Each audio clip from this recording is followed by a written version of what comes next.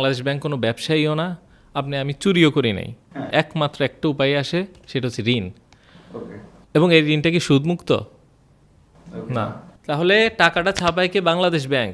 এবং ছাপানোর পরে সে সরকারকে অথবা অন্যান্য ব্যাংকে ঋণ দেয়। এখন যেই জিনিসটা আপনি ঋণ দিলেন এবং সুদে আসলে বাড়তি ফেরত নিলেন, সে জিনিসটা কি আপনি কোনোদিন পরিশোধ করতে পারবেন? ধরা যাক আমার কাছে একটা হীরার মুদ্রা আছে। পৃথিবীতে হীরার মুদ্রা তো কেউ কোনোদিন দেখেন নাই, নাকি? এখন আমি 1000 হীরার মুদ্রা আপনাদেরকে ঋণ দিব। 100 জন ব্যক্তিকে, 1000 জন ব্যক্তিকে আমি ঋণ দিব। দেওয়ার পর বলবো যে 1000 হীরার মুদ্রা আমি ঋণ দিয়েছি, এখন 1100 হীরার মুদ্রা ফেরত দাও। কেউ কিন্তু হীরার মুদ্রা চোখেও দেখেন, তৈরিও করতে পারেন না।